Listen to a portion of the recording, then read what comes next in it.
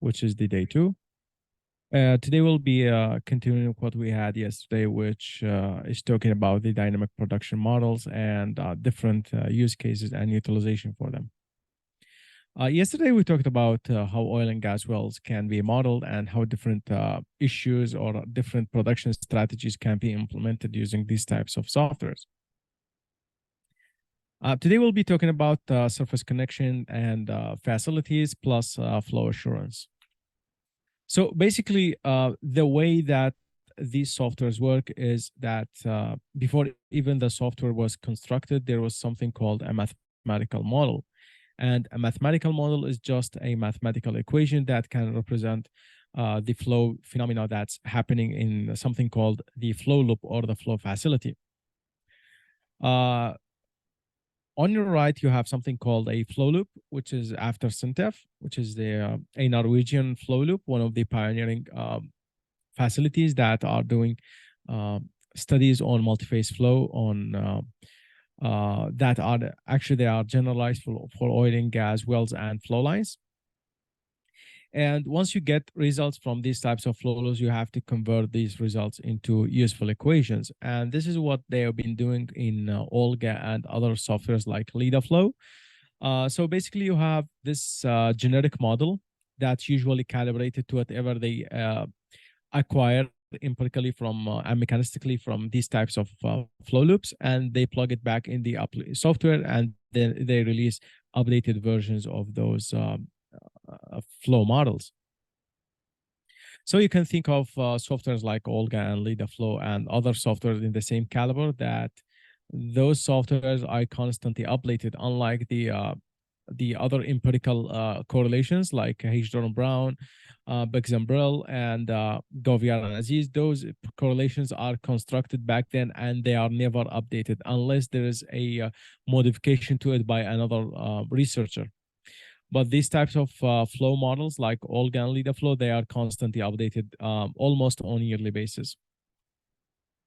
So once you get the results from these types of models, the flow loops, actually you need to use the 3 conservation concepts, which is the conservation of mass, the conservation of momentums, plus the conservation of energy.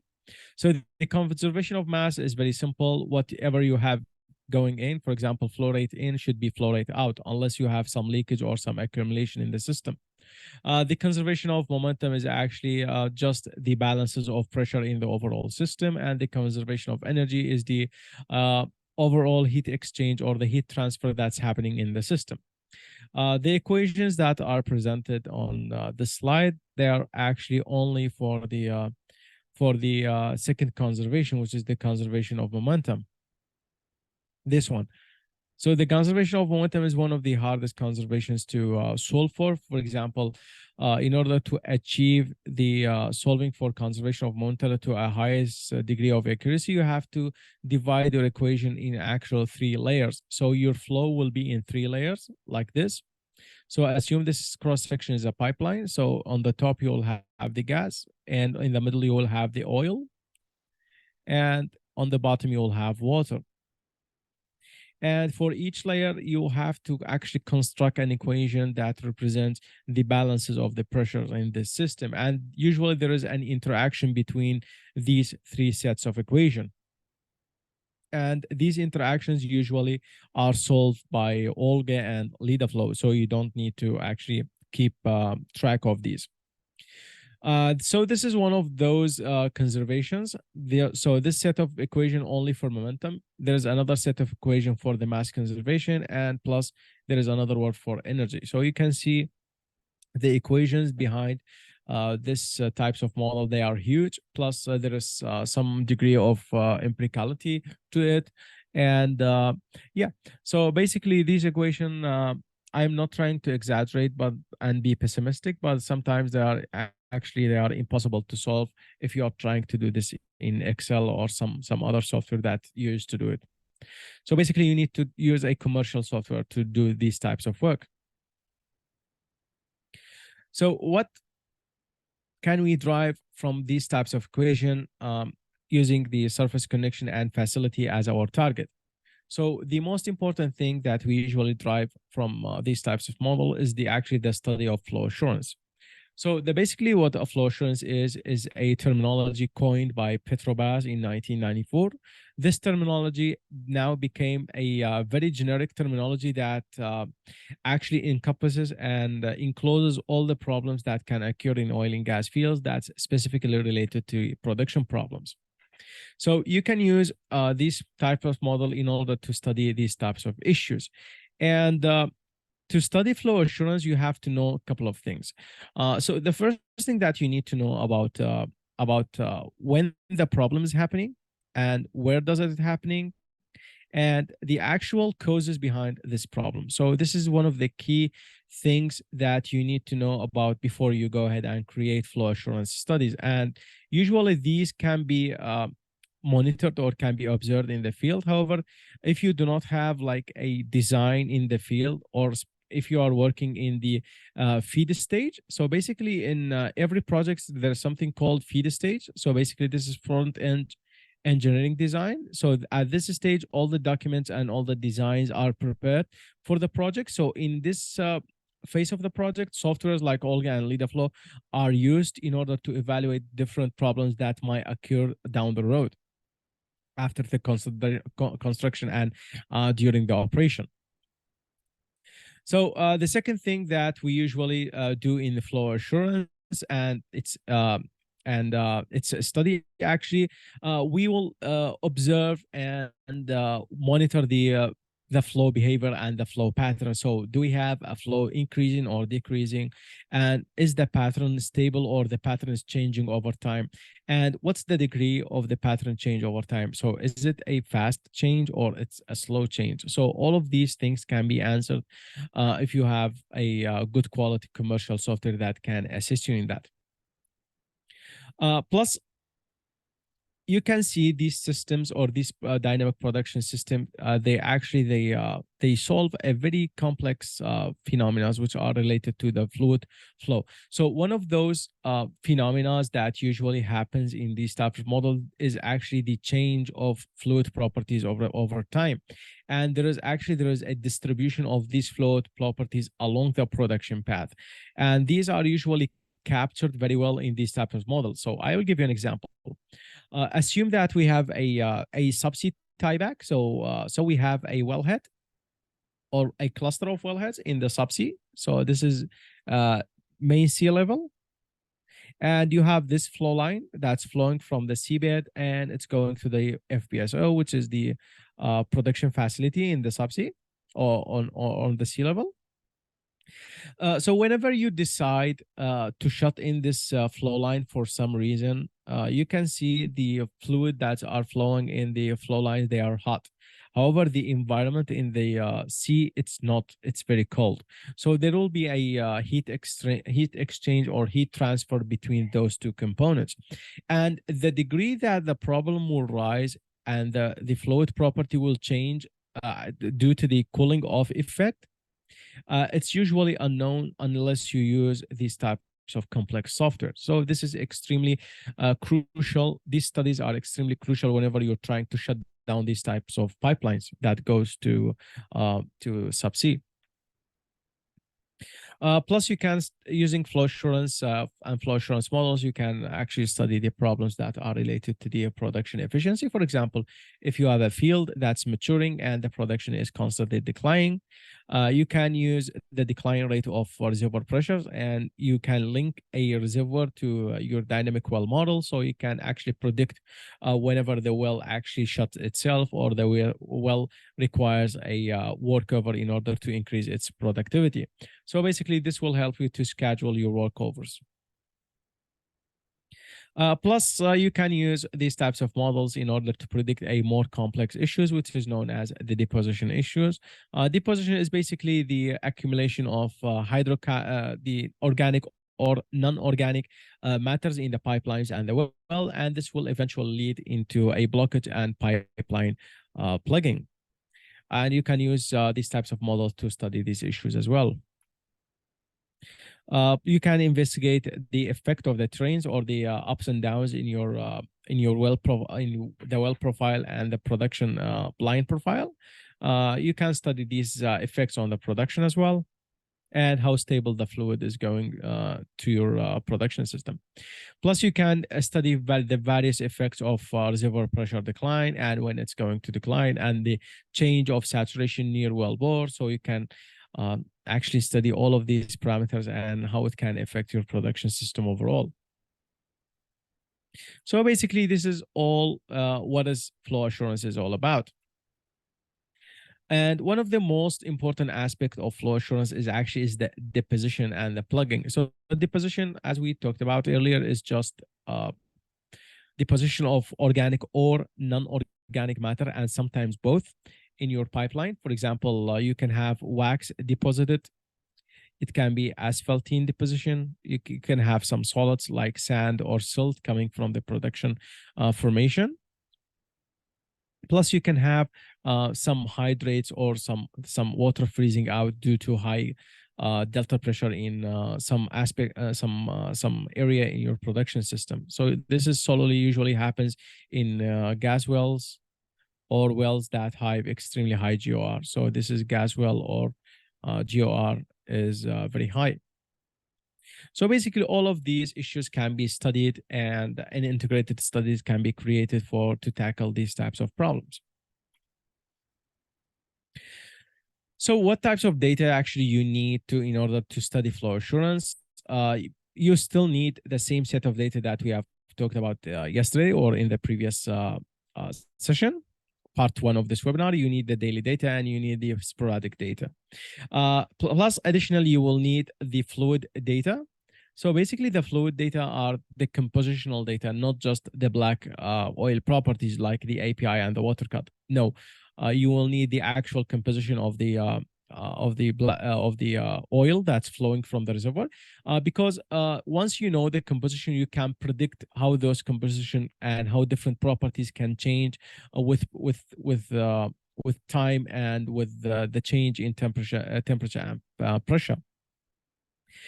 You can use equation of state model, or you can convert existing black oil models into equation of states, but it's highly recommended to use equation of state whenever you're working with flow assurance studies.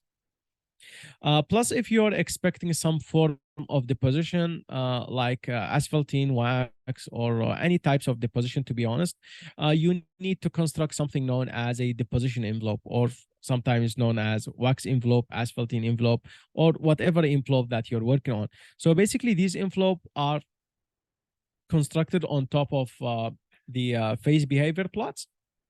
And these types of envelopes, they actually show you whenever the deposition will happen at which pressure and temperature. So basically, these types usually, for example, this is the deposition envelope. So you will have the deposition will happen in here. So this will give you some form of qualitative analysis on whenever you should expect some form of deposition. Plus, you can get quantitative analysis by using these commercial softwares as well. Plus, you need some more advanced information about your well and surface configuration. Plus, you need the well configuration and wellbore schematics. Plus, you will need pipeline sizes. So those informations are all vital in order to construct these types of models. One of the most important things that we usually study in these types of models is actually the stability. So the stability can be defined as how steady your production is, meaning that if you're producing 1,000 barrels of oil per day, and let's assume that you're producing that for a couple of years now, you cannot say my flow is stable. You might have a stable production, but your flow might not be stable. So what is instability in flow? The instability in flow is the fluctuation in the flow rate and in the pressure you're getting from the various wells. So basically, we have few parameters that usually affect the stability of production system. You have the liquid velocity, which is known as superficial velocity. You have the gas velocity, and you have the actual sizes and the configuration of the tubing and the piping. So all of these actually contribute in making your system more stable or less stable, depending on the set of parameters you have in place. Plus, you sometimes you have the source and sink demand and supply. For example, if you have a well that cannot supply lots of oil, and you have like this high choke size opened up, this will create instability, because usually the reservoir cannot supply enough oil for you, and usually this will lead to some form of instability.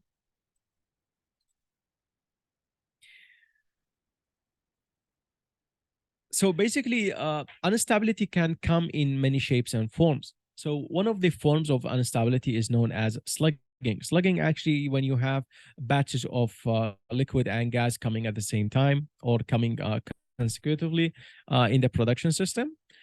This can be happening in a few seconds, or this can be like taking many days or even many years. You're experiencing this. So it vastly changes over time. Plus, whenever you have some shutting or startup, there's some instability happening in your system. However, this instability can be solved in a couple of hours, depending on the status of your production system. So this is actually manageable, but it's highly recommended to make studies to see how starting up and shutting down your assets will change the stability in your oil and gas facilities or oil and gas systems in overall.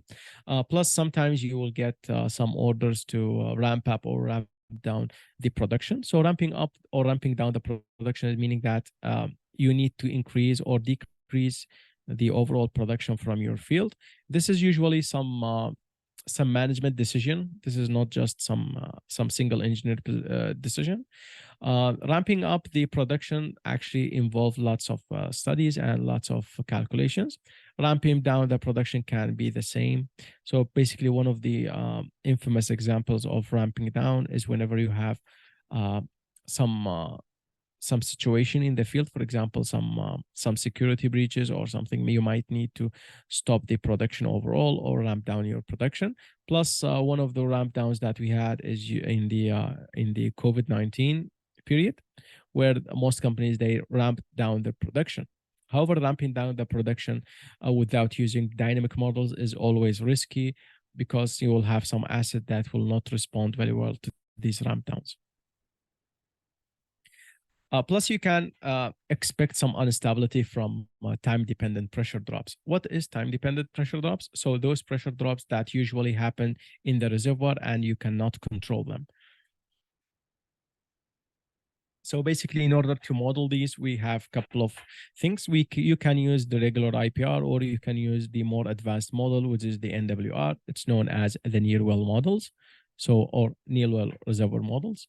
So these are more advanced approaches, and it uses numerical simulation that couples with production models in order to see how unstable your system will get over time.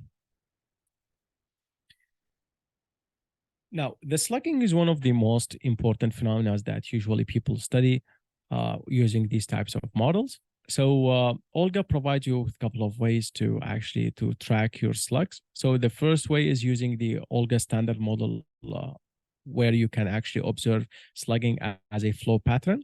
Plus, you can track the slug using activating something called a slug tracking module. You can use both ways. However, the slug tracking model is much more accurate way. And usually the flow pattern way usually works as well. So basically, if we go back to slug actually is a batch of mixture of oil and gas. Sometimes it's gas and water, depending on the mixture of production you're having. These batches actually will fluctuate the pressure reading from the gauges, especially if you have those old manual gauges or board and tube gauges. And you cannot just get a single average pressure from those gauges, because of a very good reason. So basically, assume this is a pipeline, and the pipeline usually will be divided into sections. A first section will be filled with liquid. So this is liquid area or liquid region. and this will be the gas region. So whenever you have a liquid region, the reading on the pressure will drop, or the pressure reading on the gauge will drop, because liquid will just create more pressure drop, as a matter of fact. However, whenever you actually experience the gas region or the gas section arriving to the near the gauge, you will see a sharp rise in the pressure. So basically, your system pressure cannot be determined very easily, because you have these two extremes and you cannot actually calculate a average for them. You need to actually to solve some moving average algorithms in order to determine these things. Plus, these types of slugs, or the slug overall, actually will create errors in meter reading. So the metrology will suffer from that as well. Plus, some vibrations might be expected in the system. And if the slugs are extremely harsh and they are happening down on the elbows and the teeth or the joints in your pipelines, so you might have future ruptures or some fatigues in that area as well. So you have to solve these issues. So basically, if you go ahead and divide or actually categorize these slugs can be divided into 4 categories depending on the Montgomery classification. So the first thing, you have the hydrodynamic slugging, you have the operational slugging, which is coming from increase in decrease in the production. You have the train slugging. These types of slug comes from the shape of the pipeline, where you have some hills up and down, so these will create sluggings. And plus you have riser slugging, which is known as severe slugging. So those are the sluggings that usually will be happening in the subsea environments.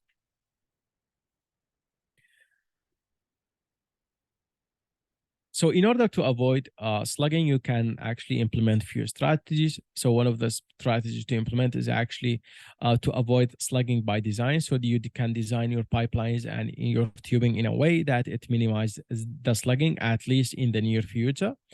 Plus, you need to control the flow rate and the pressure overall in your system.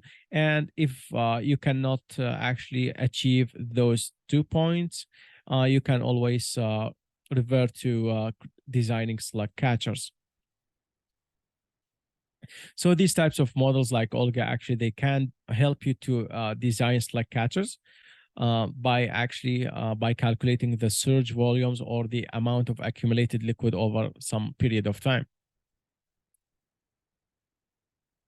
Now, so let's go ahead and get our hand dirty with some of case studies. So the first case study we'll be taking a look at is the slugging itself and how it can be simulated, and how it can be, some information can be derived from slugging models. Afterwards, we'll go ahead and work with test separators. If we have some time, we'll take a look at the wax deposition as well. So the first case study is actually slugging. We have this pipeline. This is the profile of the pipeline. The pipeline production starts from 0 and it ends at 8,000. So this pipeline is 8 kilometers in length. However, there's some rises and so there is some peaks and valleys to this pipeline profile due to the subsea level or the subsea environment. And usually we expect these types of slugs happening in our pipeline. So let's go ahead and try to simulate this, or try to actually to run the case.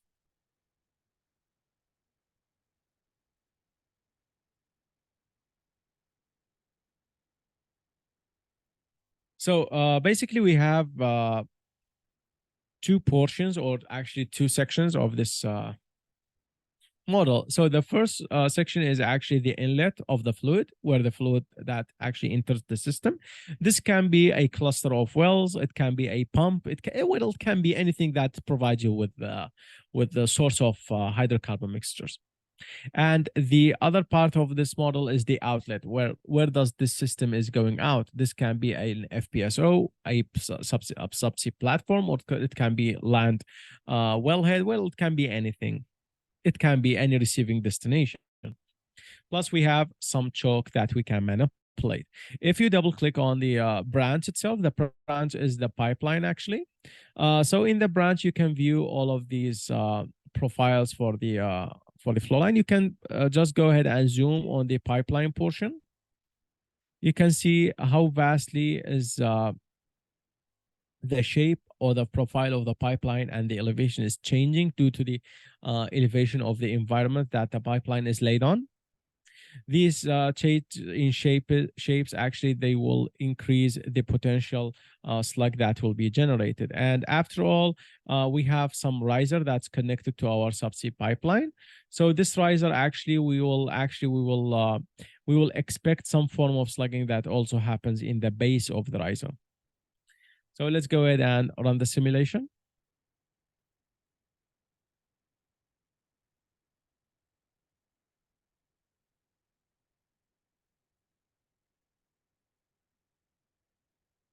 If we go to case definition, we can see this simulation is only running for 2 hours, but you can extend this. The requirements for the length of the simulation depends on the type of the study you're conducting. If you're conducting like a short transient study, for example, changing choke sizes, there is no need to actually extend your studies for a few days. You can actually you can get satisfactory results in like 2 to 6 hours of simulation. However, if you're working with more complex system like some shale oil and gas systems, you usually need to extend your simulation to include a few days or up to a week. Now let's go ahead and plot our results. So the first thing I will plot is actually I will try to plot the pressure at the base of the riser, because this is one of the areas that we actually suspect that these types of instabilities will happen. So the first thing I will plot is the holdup, or the amount of or the percentages of liquid that we have in that specific position with time. And plus we will be plotting something called the ID. The ID is just actually the identification for the type of the regime. Usually we will search for the ID3. The ID3 is the ID for slugs. Plus we will be plotting some pressure to see the stability.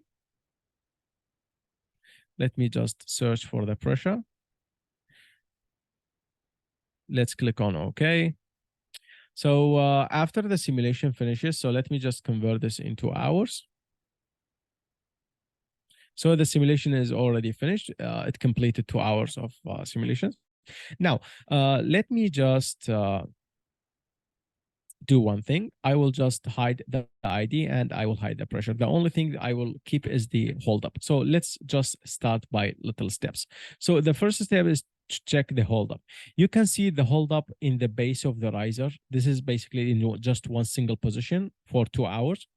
The holdup actually is changing from 0.3, meaning that there's 30% of liquid, up to like 1%, meaning that, or one fraction, meaning that there is 100% of liquid. So there is a vast change, or this is extreme change between 30% to 100%, meaning that there is definitely some form of slugging is happening. And you can see there is a pattern to it. And this is a good indication that this is a slugging.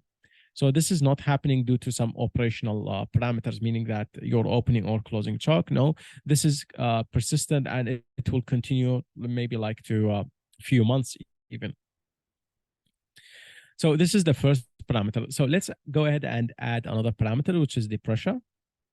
So you can see there is some match for the pressure and the holdup. So whenever the holdup is small in value, you can see there is a peak in pressure. So as I told you earlier, usually whenever the slug of the gas or the gas portion rises, usually the pressure can be expected to be higher because the gas will just experience a little bit pressure drop. So basically, this is a second indication that there is some form of instability. So if you go ahead and want to ensure further, you can just draw the ID as well. ID is the identification of our slug. Basically, what we will be looking for is we will be looking for change in in flow regime. Usually you're changing the flow regime from stratified to bubbly and to a slug flow. So this is a good indication that the stability of the system is not very good. Usually if your system is stable, you will have the ID in a single line. So it will be stable at a specific flow regime. But since we are shifting the flow regime so much often, so this is not a very good stability indication.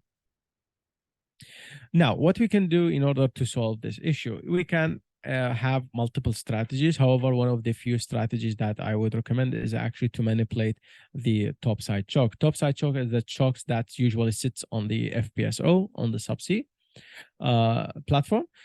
So in this case, the opening is fully open, 100%. So let's go ahead and reverse this. Maybe let's make it 0.5%. So we will decrease the size of choke size by half. And once we do that, our system should be much more stable now. Let's go ahead and refresh our simulation run.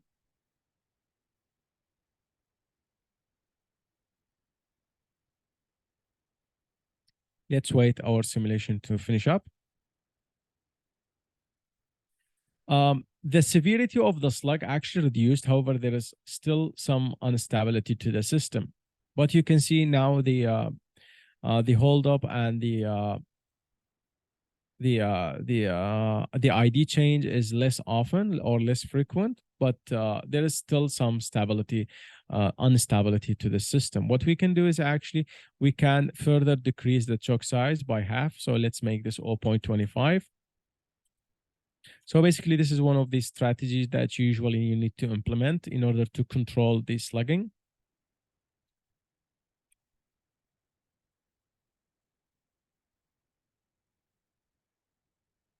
Okay, so let's go ahead and refresh this. Now you can see the flow regime identification, which is the red line. Now it's a straight line. Usually straight line meaning that there is a stable value to it. However, the system is still unstable, but however, it's much more stable than before now.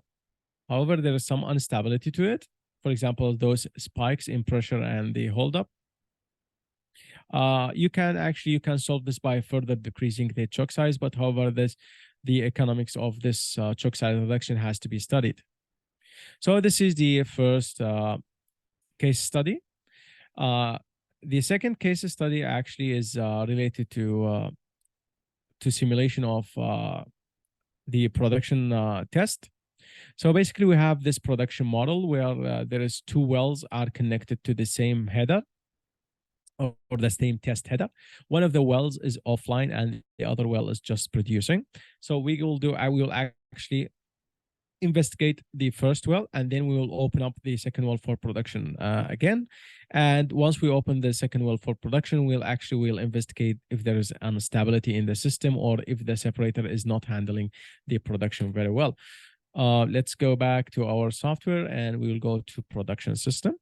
So this is basically the production system, or we have two wells that are linked to the same to a single production separator, and the separator is horizontal, by the way. So this well is offline, and the amount of the mass flowing from this well is actually 0. This is how you know this well is offline, and the second well is online. If you go ahead and run this model,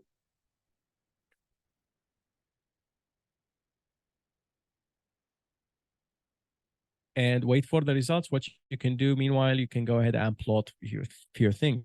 So the first thing I will plot is actually the amount of the oil that's coming out from the separator. So we can go ahead and plot that. So this is the amount of oil coming out from the separator. Plus I can plot the signal that's coming from the LCV, which is the liquid control valve, or the level control valve. This will actually ensure that this control valve that we have in place is working just fine. So basically, this is the production profile or the production trend for 2 hours. So basically, this red line is, or the red curve is, the response of the controller itself. So basically, the controller is shut in all the time, and a couple of times, the control start to open up the dump valve to start the oil, to let the oil exit. And then we can see some form of open and closing the LCV. Let's go ahead and plot the oil that's entering to the separator as well. So we can see if we can spot a similar trend to that. So let's go ahead and plot the liquid and the gas that's entering the separator. And there we go. And there is definitely there's instability to this system. You can see it's based on those spikes that we have. And this is basically, this well is experiencing some form of instability because we do not have any choke installed in the system. Let's go ahead and bring the second well to the production. Let's see if those wells can counteract each other and stabilize each other. So let's assume that this well is producing 3 kilograms per second. Basically, you can just convert kilogram per second to barrels per day, depending on the density of the produced fluids. So let's go ahead and run this simulation.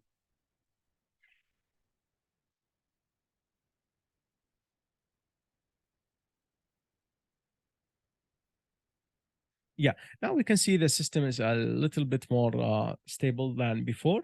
So basically now we have 2 wells that are producing or contributing to the system, and the system is a little bit more stable. So the bottom line of this simulation is you can actually beforehand, you can prepare for these types of jobs. You can actually prepare, if you have a well that's offline, you can flow the well by using these types of model to check if the well will affect the stability of the separator or not. So this will lead us to the end of the webinar. So hopefully you had a good time with us. Please, if you have any question, please drop it in the chat box. We'll try to answer it. So thank you so much for listening. Please, if you have any questions,